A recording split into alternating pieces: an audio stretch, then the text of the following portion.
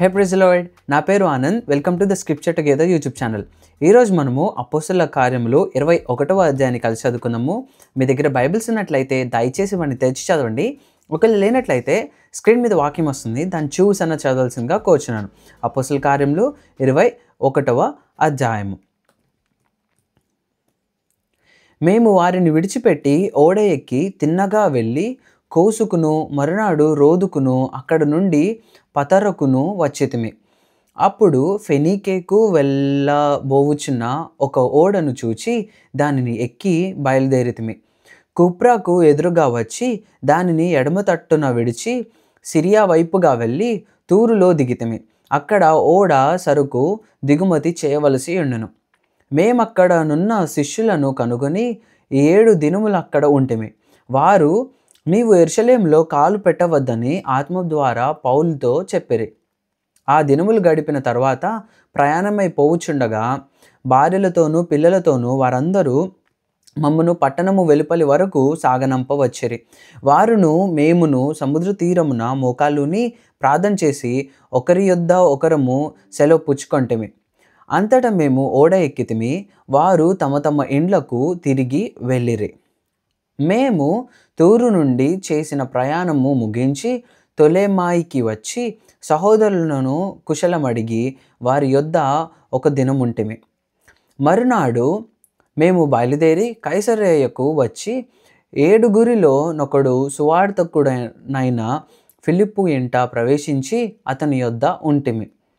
కన్యకలుగా ఉన్న 4 కుమార్తెలు అతనికి ఉండిరి. వారు ప్రవచించువారు. మేమనేక దినములు అక్కడ ఉండగా అగబు అను ఒక ప్రవక్త యూదయ నుండి వచ్చాను.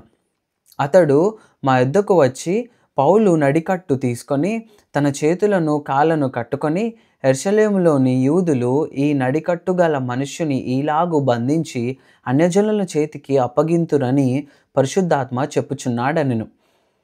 ఈ మాట వినినప్పుడు మేమును అక్కడి వారును యెరూషలేమునకు వెళ్ళవద్దని అతనిని బతుమాలుకొంటిమి. గాని పౌలు, ఇదెందుకు? మీరు ఏడ్చి నా గుండె బద్దలు చేసెదరా ఎలా? నేనైతే ప్రభువైన యేసు నామము నిమిత్తము యెరూషలేములో బంధింపబడుటకు మాత్రమే గాక చనిపోవుటకును సిద్ధముగా ఉన్నానని చెప్పాను. అతడు ఒప్పుకొననందున మేము ప్రభువు చిత్తము జరుగునుగాక అని ఊరకుంటమి. ఆ దినములైన తర్వాత మాకు కావలసిన సామగ్రి తీసుకొని యెరూషలేమునకు ఎక్కిపోతిమి. మరియు కైసరయ నుండి కొందరు శిష్యులు మొదటి నుండి శిష్యుడుగా ఉండిన కుప్రీయుడైన మ్నాసోను ఇంట మేము దిగవలెను ఉద్దేశముతో అతనిని వెంటబెట్టుకొని మాతో కూడా వచ్చిరి. మేము యెరూషలేమునకు వచ్చినప్పుడు సహోదరులు మమ్మను సంతోషముతో చేర్చుకొనిరి. మరునాడు పెద్దలందరూ అక్కడికి వచ్చి ఉండగా పౌలు మాతో కూడా యాకోబునొద్దకు వచ్చెను. అతడు వారిని కుశలమడిగి తన పరిచర్య వలన దేవుడు అన్యజనులలో జరిగించిన వాటిని వివరముగా తెలియజెప్పాను. వారు విని దేవుని మహిమపరిచి అతని చూచి, సహోదరుడా, యూదులలో విశ్వాసులైన వారు ఎన్ని వేల మంది ఉన్నారో చూచుచున్నావు గదా. వారందరూ ధర్మశాస్త్రమందు ఆసక్తి గలవారు. అన్యజనులలో ఉన్న యూదులు తమ పిల్లలకు సున్నతి చేయకూడదనియు మన ఆచారముల చొప్పున నడవకూడదనియు నీవు చెప్పుట వలన వారందరూ మోషేను విడిచిపెట్టవలెనని నీవు బోధించుచున్నట్టు వీరు నిన్ను గూర్చి వర్తమానము వినియున్నారు. కావున మనమేం చేయుదుము? నీవు వచ్చిన సంగతి వారు తప్పక విందురు. కాబట్టి మేము నీకు చెప్పినట్టు చేయము. మ్రొక్కుబడి ఉన్న 4 మనుషులు మా యొద్ద ఉన్నారు. నీవు వారిని వెంటబెట్టుకొని పోయి వారితో కూడా శుద్ధి చేసుకొని వారు తలక్షౌరము చేయించుకొనుటకు వారికయ్యడి తగులుబడి పెట్టుకొనుము.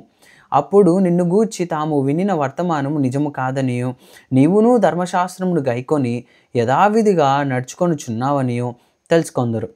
అయితే విశ్వసించిన అన్యజనులను గూర్చి వారు విగ్రహములకు అర్పించిన వాటి రక్తమును గొంతు పిసికి చంపిన దానిని జారత్వమును మానవలసినదని నిర్ణయించి వారికి వ్రాసి ఉన్నామని చెప్పారు. అంతటా పౌలు మర్నాడు ఆ మనుషులను వెంటబెట్టుకొని పోయి వారితో కూడా శుద్ధి చేసుకొని దేవాలయంలో ప్రవేశించి వారిలో ప్రతివాని కొరకు కానుక అర్పించు వరకు శుద్ధి దినములు నెరవేర్చుదమని తెలిపెను.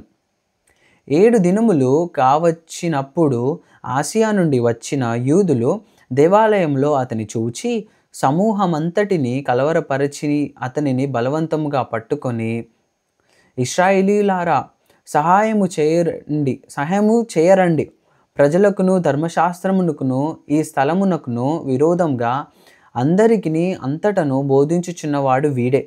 మరియు వీడు గ్రీసు దేశస్థులను దేవాలయంలోనికి తీసుకొని వచ్చి ఈ పరిశుద్ధ స్థలమును అపవిత్రపరిచి ఉన్నాడని కేకలు వేసిరి.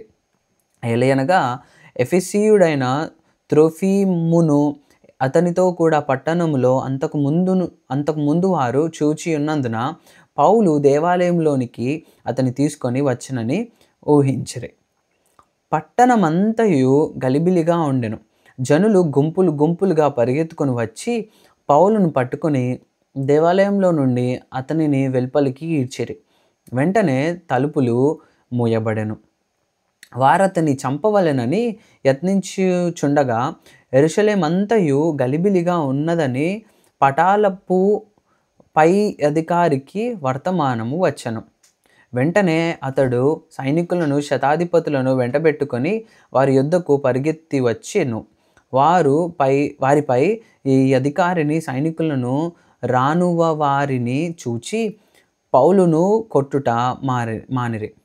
పై అధికారి దగ్గరకు వచ్చి అతను పట్టుకొని 2 సంకెళ్లతో బంధించుమని ఆజ్ఞాపించి, ఇతడెవడు, ఏం చేసినని అడుగగా, సమూహంలో కొందరాలాగు కేకలు వేయుచున్నప్పుడు అల్లరి చేత అతడు నిజము తెలుసుకొనలేక కోటలోనికి అతని తీసుకొని పొమ్మని ఆజ్ఞాపించను. పౌలు మెట్ల మీదకి వచ్చినప్పుడు జనులు గుంపుగూడి బలవంతము చేయుచున్నందున సైనికులు అతనిని మోసుకొని పోవలసి వచ్చను. ఏలయనగా వానిని చంపుమని జనసమూహము కేకలు వేయుచు వెంబడించను. వారు పౌలును కోటలోనికి తీసుకొని పోవనై ఉండగా అతడు పై అధికారిని చూచి, నేను నీతో ఒక మాట చెప్పవచ్చునా అని అడిగాను. అందుకతడు, గ్రీకు భాష నీకు తెలియనా? ఈ దినములకు మునుపు రాజద్రోహమునకు రేపి నరహంతకులైన 4,000 మంది మనుష్యులను అరణ్యమునకు వెంటబెట్టుకొని పోయిన ఐగుప్తీయుడవు నీవు కావా అని అడిగాను. అందుకు పౌలు, నేను కిలికియాలోని తార్సువాడనైన యూదుడను, ఆ గొప్ప పట్టణపు పౌరుడను.